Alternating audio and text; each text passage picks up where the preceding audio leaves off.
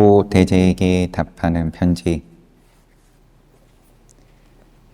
서장 함께 보고 있습니다. 조대제는 어떤 분이시냐 따로 나와 있지는 않으니까 대종고 스님께서 하시는 말씀으로 보는 건데, 앞부분 조금 봤지만 그래도 또 한번 보면, 말씀하심을 낱낱이 다 알았노라. 부처님께서 마음이 있는 것은 다 부처가 될 수 있다 하시니, 이렇게 말씀하셨지. 부처님께서 마음 있는 건 다 부처 될 수 있다. 이 마음을, 근데 부처님께서 하신 그 말 가운데 마음은 세간의 번뇌인 망상심이 아니라 위 없는 큰 깨달음을 낸 마음을 일컫는 거다.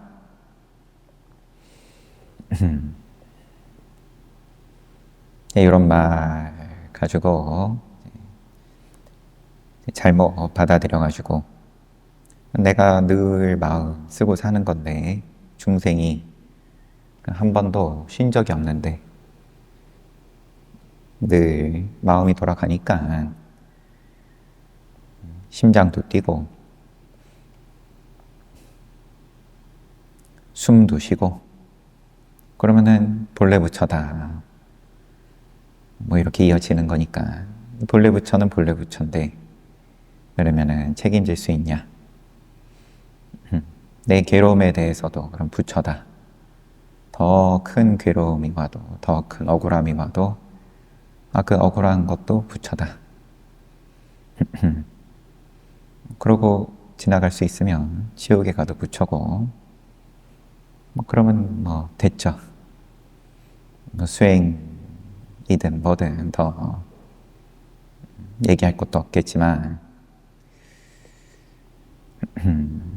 근데 이제 스스로를 봤을 때, 나는 그건 좀 힘든데 싶으면, 그럼 그런 말도 조심할 수밖에 없는 거고, 부처님께서 마음이 있는 것은 다 부처가 될 수 있다 하셨는데, 그 마음을 너는 어떻게 보냐? 위 없는 큰 깨달음을 낸 마음. 그러면 선지식이 이런 칼을 휘두르든 저런 칼 휘두르든 본래 부처다를 휘두르든 담진치는 다 용납 안 하고 위 없는 큰 깨달음 발했다. 이것만 곧 마음이다. 그런 칼을 휘두르든, 그러면은 뭐가 맞냐 하면, 이 조대제가 뭘로 깨닫냐? 만약 이 마음이 있다면 성불하지 못할 리가 없느니라. 사대부가 도를 배우되, 당신과 같은 사대부들이 도 배우는데 스스로 장애와 어려움을 만드는 이유는 확고한 믿음이 없기 때문이다. 부처님께서 믿음을 강조하신 말씀 소개하고, 둔한 근기로 깨달아 끝낼 수 없을진데, 당신이 편지 가운데 쓴 이런 부분, 둔한 근기로 깨달아 끝낼 수 없다면 다시금 부처님의 종자를 마음밭에 심겠다. 이 말이 비록 납득하기는 쉬운 것 같으나 오히려 깊고 원대하나니, 다만 흡족하게 여겨라. 반드시 속이진 않을 것이다.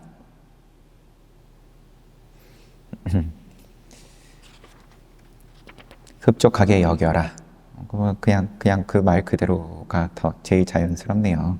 스스로 그런 말이 일어난 것에 대해서, 그런 마음이 일어나는 것에 대해서 흡족하게 여기면 된다.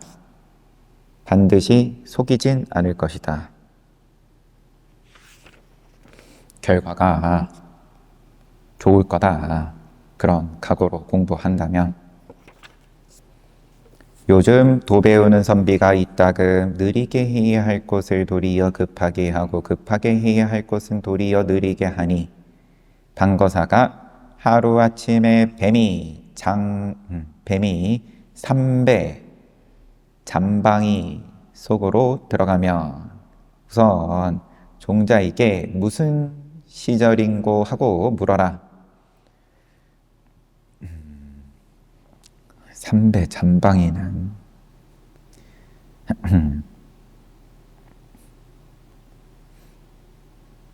이게 이제 주석이 뱀은 무상 살귀에 비유했고 포곤 이 잠방이 포곤이에요. 포곤은 오음신에 비유했다. 몸뚱아리에 비유했다.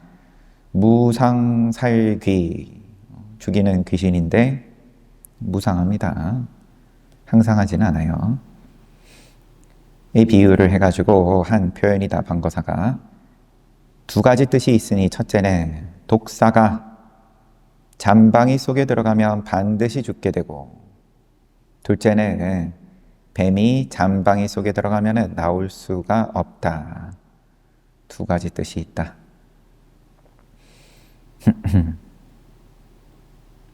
독사가 잠방이 속에 들어가면 반드시 죽게 되고 독사가 죽는다는 말일 텐데 또 이 뱀이 잠방이 속에 들어가면 나올 수가 없다. 나올 수가 없든 죽든 여튼 이런 말씀을 왜 하시는지 이제 뒤에를 봐야죠. 잠방이 속에 뱀이 들어가면 우선 종사에게 무슨 시절인고 하고 물어라. 선제식에게 이 매우 꾸짖다라는 뜻이고 요 말은 그 뜻이 손이 떨리고 다리가 후들거려 모든 일을 잊어버리는 때이니 평범한 사람인즉 자유롭지 못함이 개의치 않거니와 요즘 종사라고 하는 사람도 역시 그렇기 때문에 특별히 종사에게 물어보라고 합니다. 무슨 시절인가 라고 종사에게 물어라 라고 하시니 어제의 일도 오늘에 오히려 기억할 수 없는데 하물며 한 세상 건너뛴 일을 어찌 잊지 않을 수 있겠는가? 반드시 금생에 익혀 사무치려 할진대 부처도 의심하지 말고 조사도 의심치 말고 삶도 의심치 말고 죽음도 의심치 말고 마땅히 확고한 믿음을 가져서 자나깨나 늘 머리에 붙은 불을 끔과 같이 할지니 직접 당면한 그만큼 다급한 문제로 받아들여야 된다. 이 문제는 이와 같이 지어가서 사무치지 못한 때라야 비로소 근기가 둔하다고 말할 수 있으려니와 있는데 만약 곧장 스스로 나는 근기가 둔하여 금생에 틀림없이 사무치지 못하리라 장차 부처님 종자를 심어 인연을 맺으려 한다라고 그렇게만 말한다면 결국 한 걸음 행하지도 않고서 깨침에 이르고자 함이니 옳은 곳이 있을 리가 없느니라. 이제 뭐 요 뜻이 아직 명확한데 이번 생 다음 생 그런 소리는 왜 하고 있냐. 어제 밥 먹은 것도 기억 안 날 판에 한 세상 건너뛴 일을 그러면은 다 잊어버리는 건데 부처 종자 심어서 인연 맺으려고 한다. 그런데 이제 다급하게 해보지도 않고서 그렇게 말한다면 잘 될 턱이 없다. 그런데 앞에 그러면은 이제 독해를 지금 잘못한 건지 잠깐만 다시 보겠습니다. 하신 말씀에 둔기가 아니라 둔한 근기로 깨달아 끝낼 수 없을진데 다시금 부처님의 종자를 마음의 밭에 심겠다고 하였으니 이 말이 비록 납득하긴 쉬운 것 같으나 주석 보면 단지 이념만 심으려 하기에 납득하기 쉬운 것 같으나 도를 빨리 성취하려는 마음을 내어서 뜻을 잃지 않기에 그 깊고 원대함을 칭찬하였으나 본 뜻은 금생의 인연을 심어서 다음 생을 기다림을 굳이 적고 반드시 금생에 분발해서 끝낸즉 바로 심원하다는 말이요 사실은 칭찬하는 말이 아니다. 이제 사실은 칭찬하는 말이 아니다. 그러면은 뭐 그렇게 잘못 읽은 거는 아니지만 왜냐하면은 칭찬으로 말씀은 하셨는데 사실상 이제 빈정거림이다. 뒤에 하시는 말씀으로 보건대 이제 그렇게 보충 설명이 되어 있습니다. 참, 이 말은 비록 납득하기 쉬운 것 같으나 쉽다.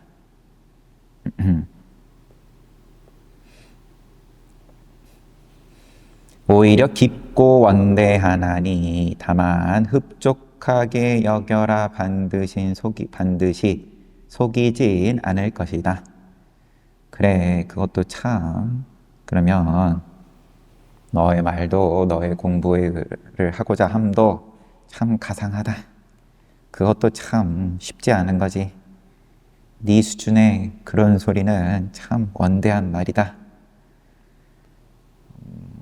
이제 이렇게까지 사실은 이렇게까지 즉 뭐 보이는 거죠. 이렇게 빈정거리시는 게 잘못 있는 거가 아니기를 바라지만 어쨌든 다만 흡족하게 여겨라 반드시 속이진 않을 것이다.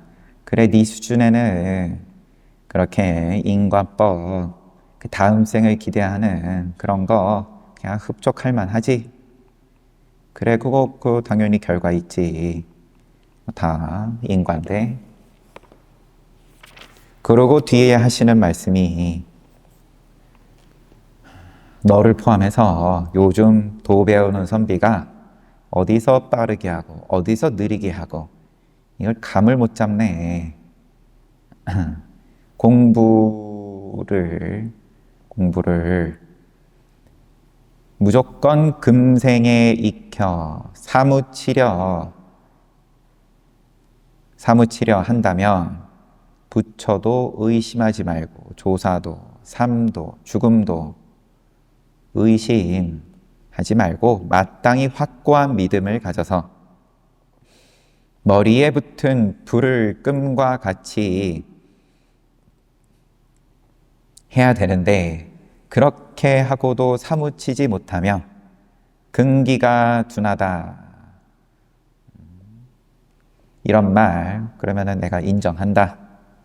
그런데 그런 거 없이 그냥 곧장 나는 근기가 둔하여 이번 생에 틀림없이 사무치지 못하리라. 장차 부처님 종자 심어 인연 맺으려 한다. 직접 인용, 너가 써놓은 거. 이렇게 말하면 한 걸음도 행하지 않고서 아무것도 안 하고 깨침에 이르고자 하는 거다.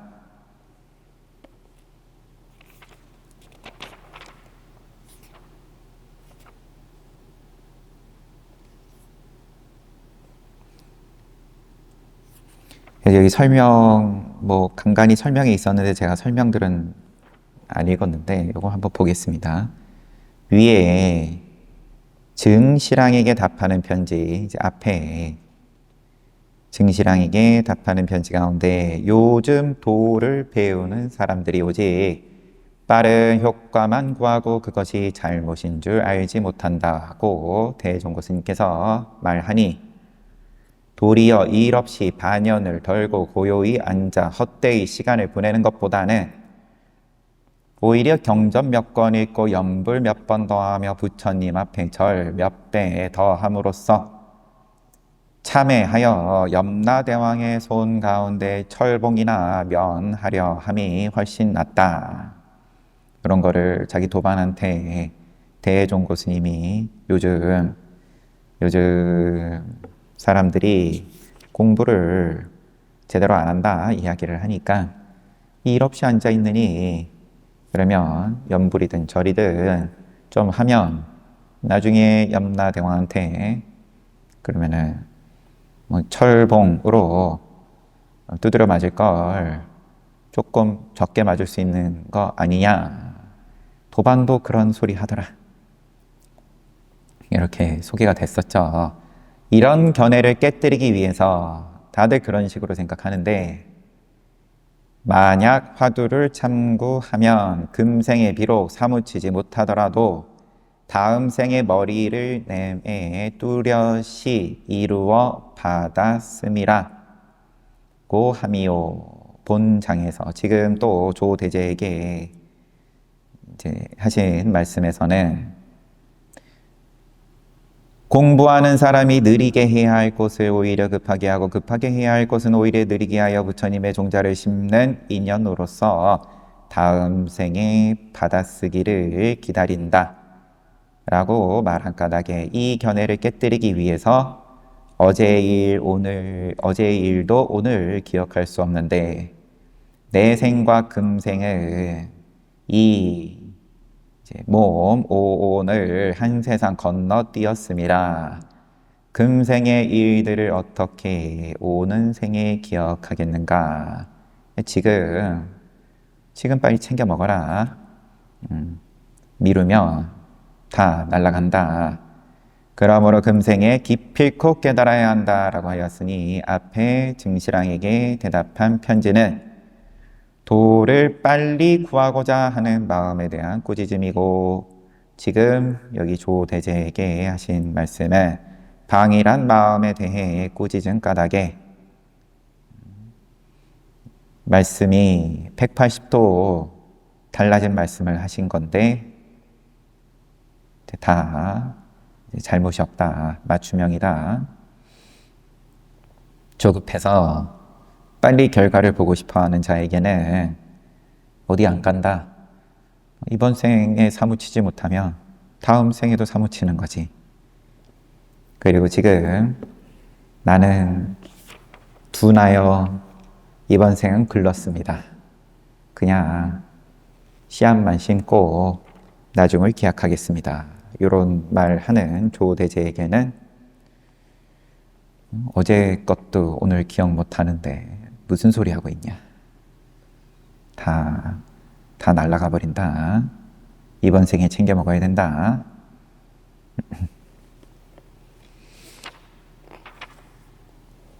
여튼 너는 지금 번역하신 지상스님께서 또 헷갈리지 말라고 이렇게 보충 설명해 주신 겁니다. 편지로 돌아와서 내가 매일 이 도리를 믿는 이들을 위해 차츰차츰 일상생활 속에서 힘 덜을 깨닫는 곳이 바로 부처님과 똑같이 힘 얻는 곳이다. 내가 매일 이 도리를 믿는 이들을 위해 이 도리가 당신께서 앞에 하신 말씀에 대한 이 도리겠죠? 차츰차츰 일상생활 속에서 힘 덜어지는 곳을 깨닫는 곳이 바로 부처님과 똑같이 힘 얻는 곳이다. 거기가 바로 보리자다, 보리자. 이렇게 말하는데 본인의 힘 얻는 곳은 다른 사람이 알 수도 없으며 또한 끄집어내어 사람들에게 보여줄 수도 없나니 그러므로 노행자가 육조스님이 도명상자야 네가 만약 자기 본래 면목을 돌이켜 비춘다면 비밀한 뜻이 모두 너의 쪽에 있다 라고 하심이 이것이니라. 도명 스님이 이제 노행자 잡으러 왔을 때, 하지만 마지막에 마음을 돌이켜서 가르침을 구하고 한번 크게 눈이 열리고, 그리고 이 일 외에, 이 법 외에 또 다른 비밀한 법이 있습니까? 라고 육조 스님께 여쭤보니까 거기에 대해서 육조 스님께서 답하시는 말씀인 거죠. 도명상자야, 비밀한 뜻 같은 거는 없어. 네가 만약 본래 면목을 돌이켜 비춘다면 그게 비밀한 뜻이지.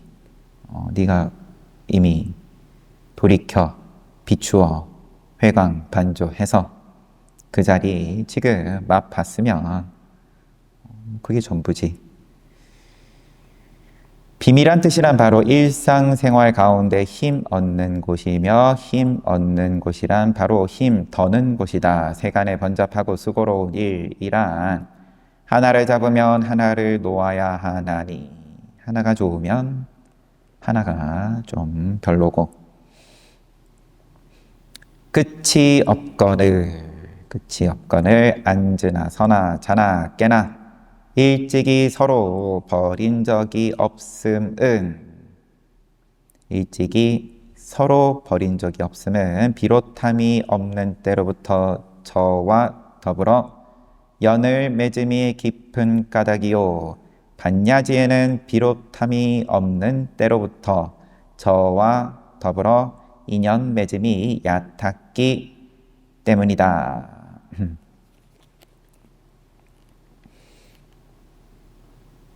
어디서부터냐 문장이.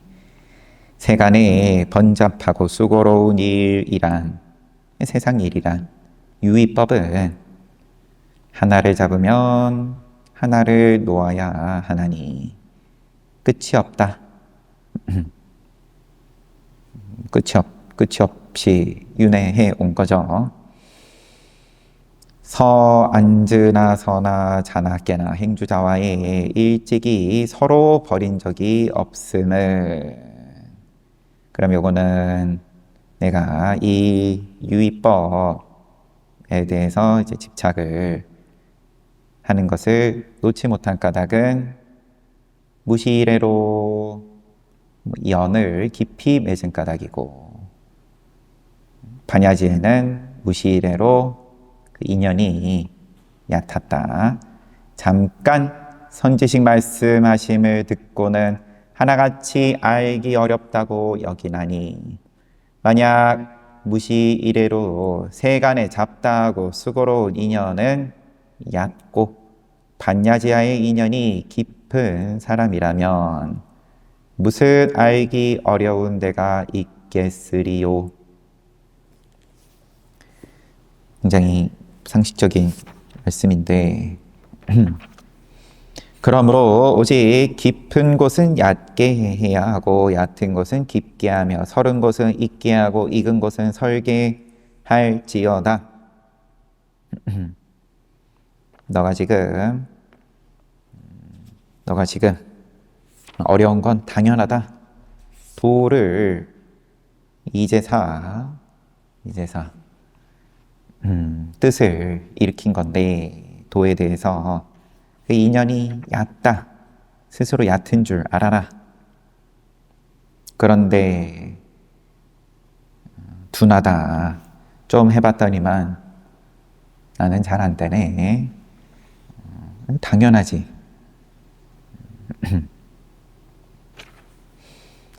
그러니까 깊은 곳은 얕게 하고, 일상에 그러면은 욕심 부리고 수행하고 도를 구하고 이제 함에 있어서 방해가 되는 그러한 일들은 얕게 하고, 얕은 곳은 깊게 하고, 서른 곳을 익게 하고, 부처님 법이 지금 서른 거니까 익은 곳은 설게 할지어다. 만약 세간에 번잡하고 수고로운 일들을 헤아린다고 느껴질 때거든 애써 물리쳐 버리려 하지 말고 다만 헤아리는 곳으로 가서 살며시 마음을 화두에다 돌려놓으면 무한한 힘을 돌고 또 무한한 힘을 얻으리니 청컨대 그대는 다만 이와 같이 화두만 끝까지 다 잡아갈지언정 마음을 두어 깨닫기를 기다리지만 않는다면 벼랑간 몰록 스스로 깨달으리라.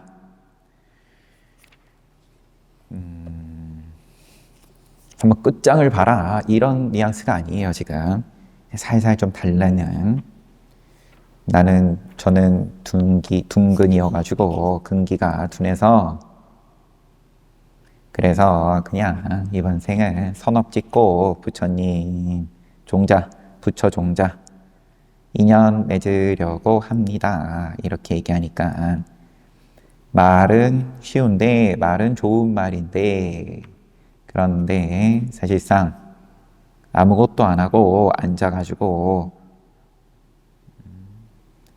기다리는 것에 불과하다. 깨닫기를 기다리는 것에만 불과하다. 네, 그러니까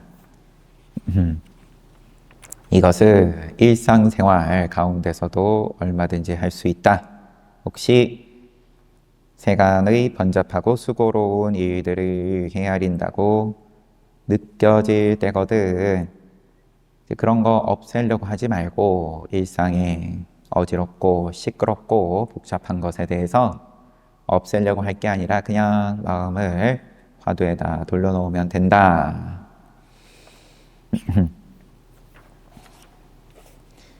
참 전공이 날마다 만나고 싶어 한다고 하니 바둑 두는 일밖에 아직도 어울려서 이런 일을 이야기하고 있는지. 참 전공이 앞에도 한번 나오신 것 같은데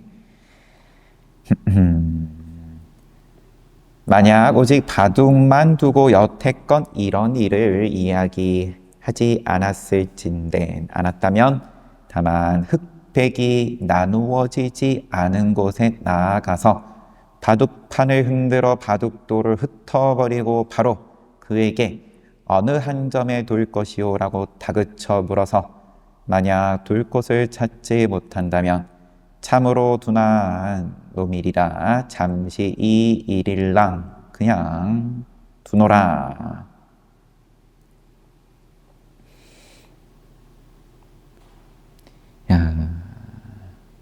이거 이제 주석이 있어서 한번 보겠습니다. 양사나 수량사가 붙어 여러 사람, 시간, 장소, 사물 가운데 하나를 나타내 양 또는 수량이라는 걸로 봐서 뭔가 측정을 하는 사람인 건지 어느 한 점을 얻어낼 거란 후국을 처음 시작할 때 바둑판에서 그 한 점의 둘 곳을 탐색함이라. 후국이라는 건 그러면 뭐 흑도를 잡은 사람을 말하는 걸로 보이고요. 먼저 두죠.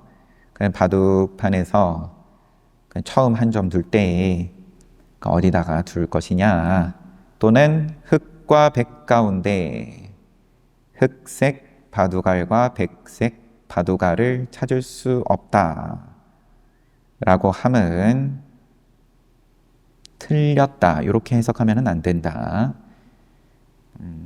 게다가 문구의 말이 바뀌었으니 마땅히 바둑판을 흔들어 바둑알을 흩어버리고 흑백이 나누어지지 않은 곳에 나아가 이렇게 상식적으로는 그게 맞는데 지금 다시 편지에서는 쓰신 거를 보면 흑백이 나누어지지 않은 곳에 나아가서 바둑판을 흔들어 바둑돌을 흩어버리고 바로 그에게 뭐 물어라.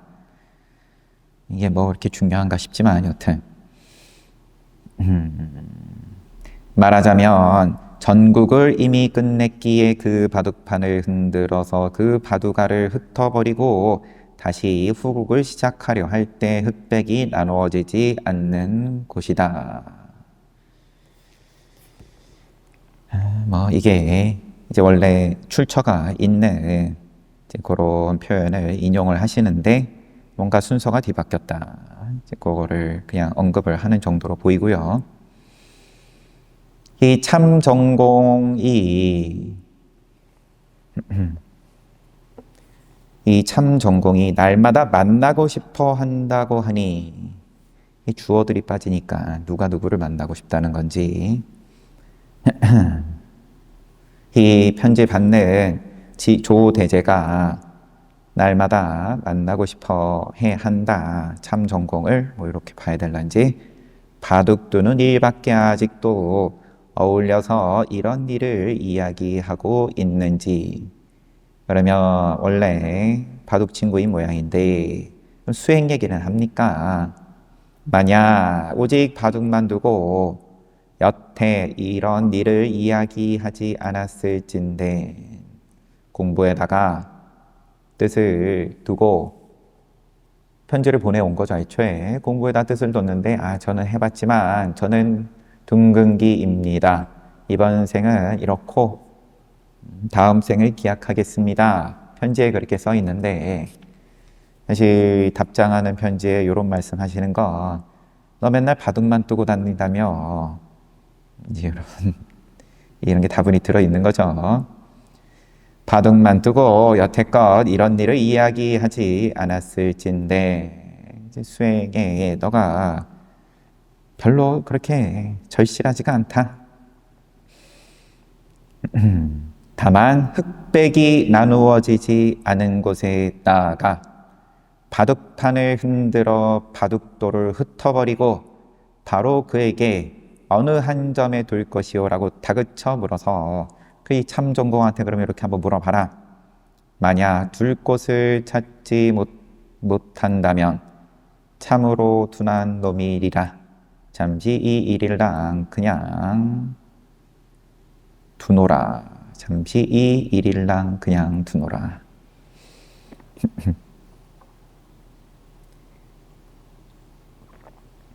여튼 전반적인 내용은 너는 열심히 안 하고 저는 머리가 나쁜가 봅니다. 그렇게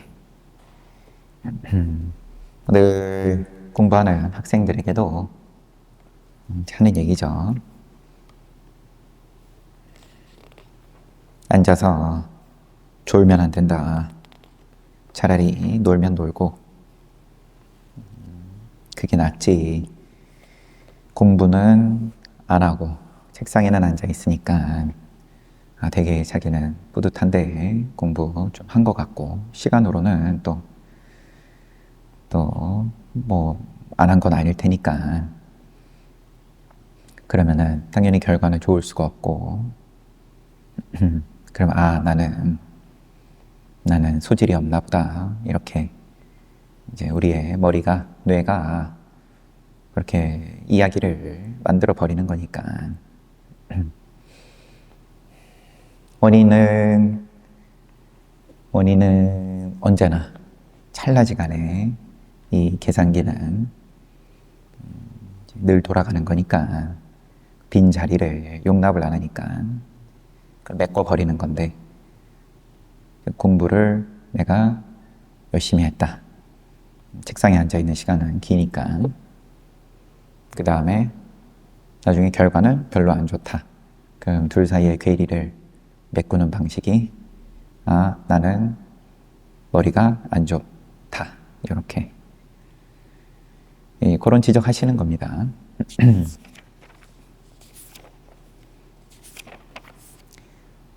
사리에게 답하는 편지. 사리랑 한나라 관아의 결조연, 죄와 법에 관계되는 일을 주관함, 공통 법칙이며 법조의 관직이다.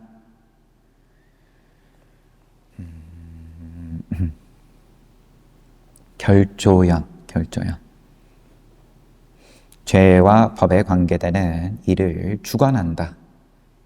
주관한다라는 걸 보면 또 높은 그런 직책으로 보이고요. 또 1년 지났어요. 스님께서 52이셨을 때 쓰셨습니다.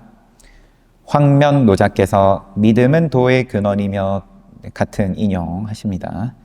믿음은 도의 근원이며 공덕의 어머니인지라. 공덕보다 앞선다. 믿음은 온갖 좋은 법을 길러낸다. 앞선다이기도 하고 공덕을 낳는다. 믿음이 있으면 공덕은 무조건 따라온다. 온갖 좋은 법을 길러낸다.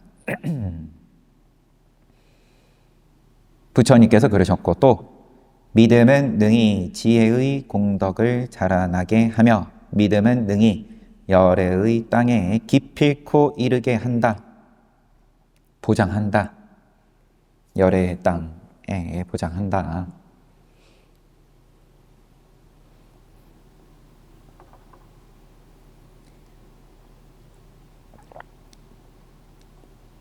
티켓이다, 티켓. 믿음은 천리길을 가려고 함인데 첫 한 걸음이라. 믿음이 그러하다. 십지보살이 장애를 끊고 법문을 증득함도 처음 십신부터 들어가 뒤에 법은지에 올라서 최고의 자리에 올라서 깨달음에 바른 깨달음을 이루나니 처음에 환희지도 믿음을 인하여 환희를 내기 때문이다.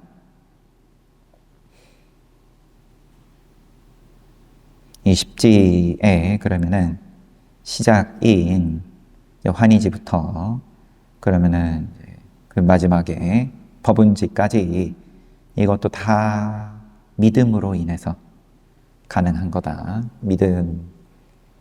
믿음을 가지면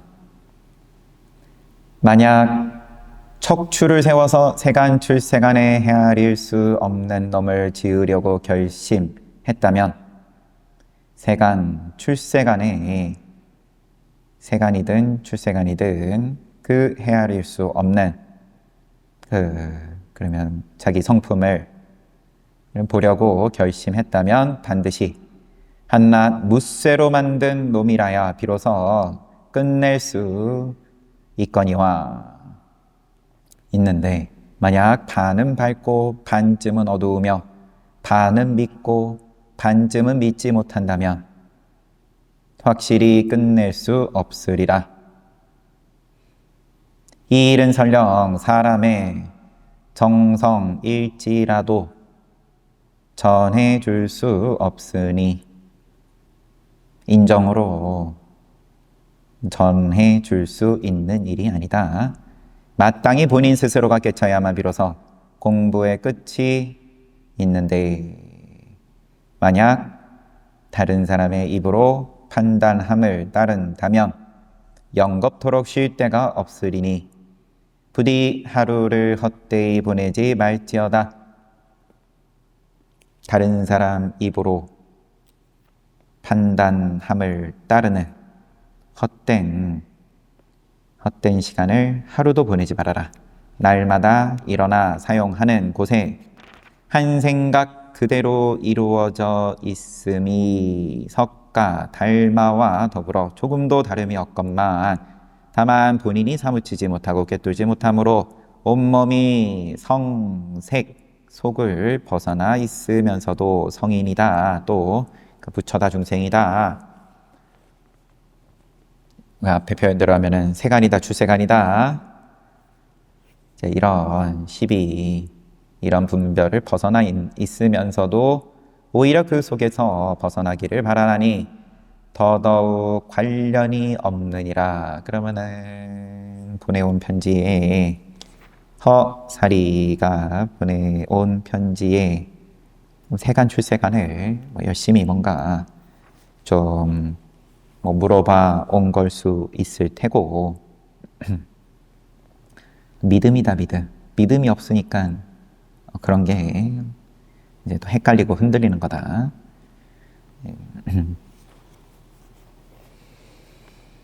이 일 동안 오래 묵은 선지식이 총림을 다 돌고 난 뒤에야 끝낼 수 있음이 아니니 오래 묵어야 깨닫고 그러면 뭐 총림을 다 돌고 그렇게 풀타임 수행자 해야 깨달을 수 있는 게 아니다. 그러나 요즘 더러는 총림에 있으면서 머리가 희고 이가 누렇게 되도록 끝내지 못한 이가 있는가 하면 깨닫지 못한 이가 있는가 하면 또 더러는 잠깐 총림에 들어 단번에 바로 깨닫고는 1000가지를 다 알고 100가지를 감당하는 놈이 있으니 발심은 앞뒤가 있지만 깨침은 선후가 없느니라. 옛날에 이문화 도위가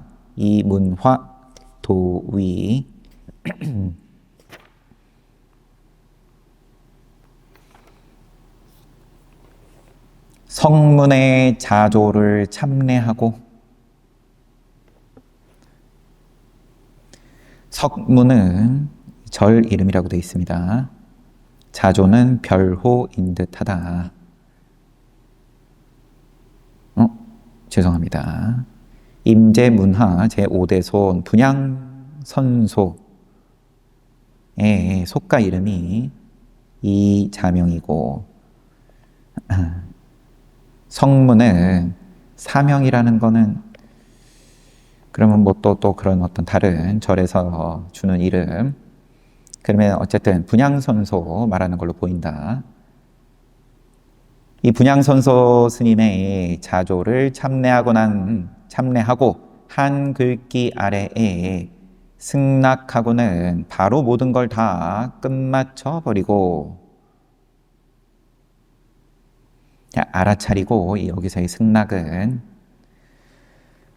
바로 모든 걸 다 끝마쳐 버리고 일찍이 개성으로 자조께 바치기를 도를 배움에는 반드시 무쇠 같은 놈이라야 손 닿자마자 마음은 이미 결판 나버리니 곧장 위없는 깨달음을 취하고자 한다면 모든 시비를 관여치 말라 라고 했고 다만 처음부터 끝까지 잡아가 생사심을 죽여야만 처음부터 끝까지 생사심, 분별 너가 편지에 써놓은 그런 거 죽여야만 곧 쉴지언정 반드시 뒤를 염려하고 앞을 생각지 말며 또 걱정할 필요도 없으니 걱정한들 도에 장애만 될 뿐이니라.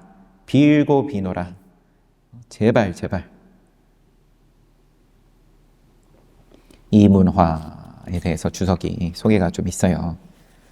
송나라 인종의 사위 이름은 준우.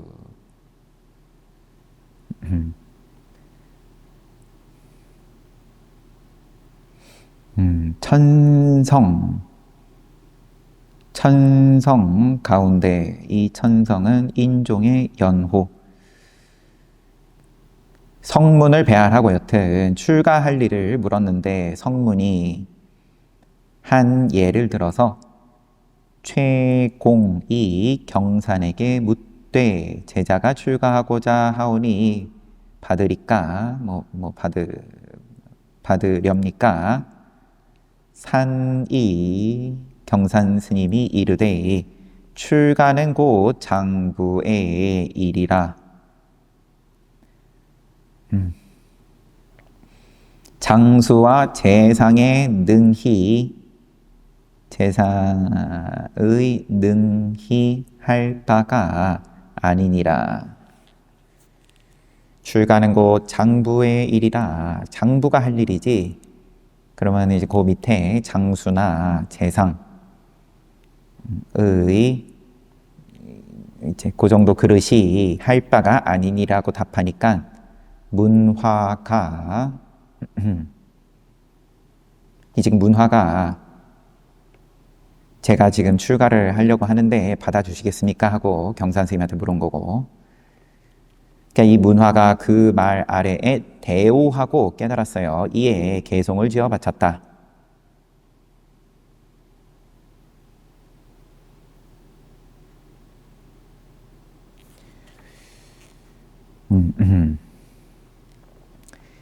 이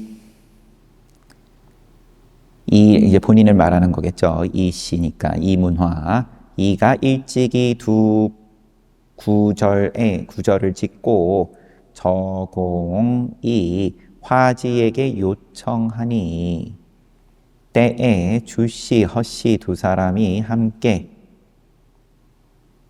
이제 입구를 지었다. 주씨가 이르되 비가 뗄나무 아이를 재촉하니 집으로 돌아가고, 이렇게 뗄나무 아이 이렇게 지었어요. 주씨가.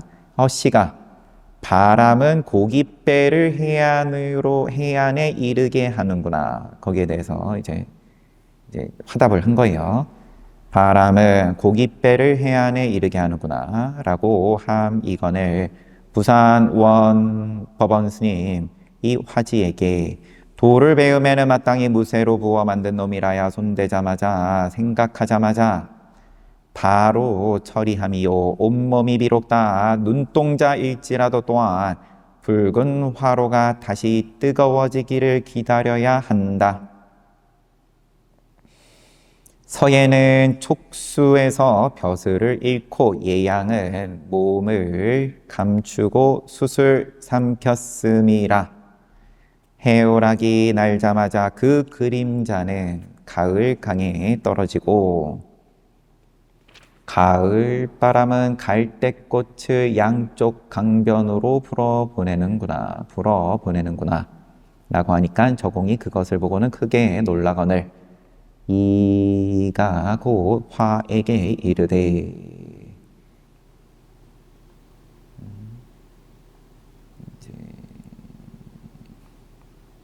뭐 이렇게 주석은 돼 있습니다. 요거는 우선 지금 이거는 이제 한글도 지금 제가 파악하기가 그래가지고 우선 넘어가겠습니다.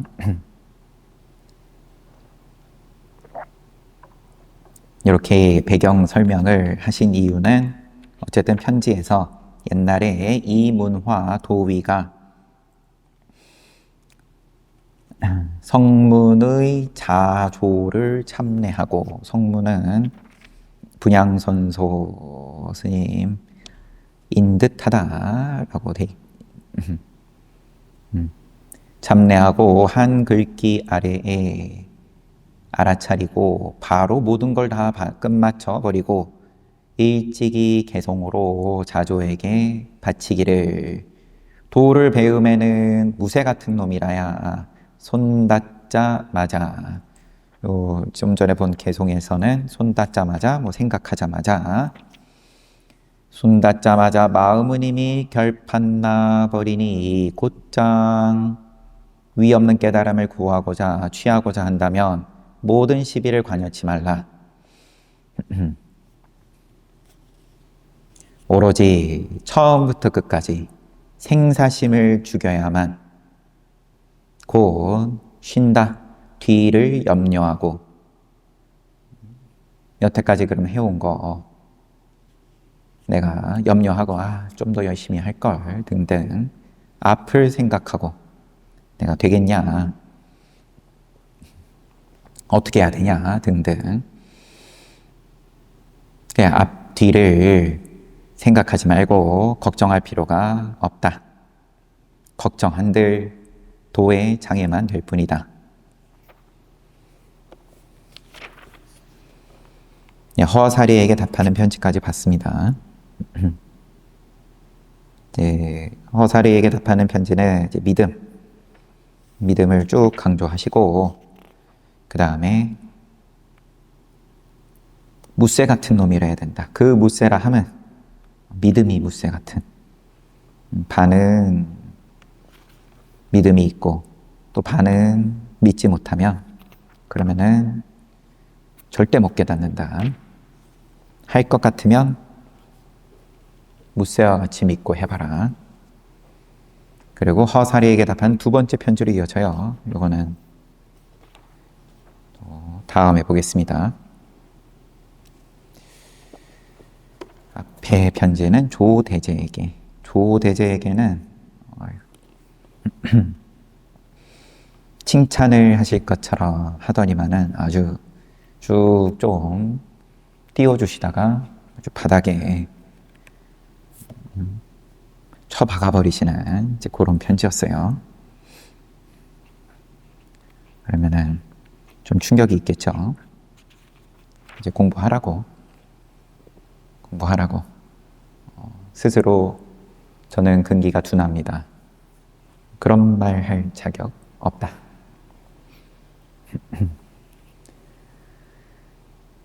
양거도 해제했고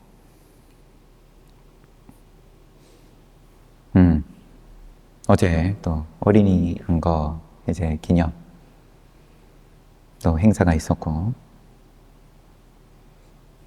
그래서 또 어른들도 즐거운 시간 보내신 것 같은데 좋은 일이죠. 뭐 이것도 좋고 저것도 좋고 잘 봤습니다. 해제는 해제고 또 쉬었다 정진합시다.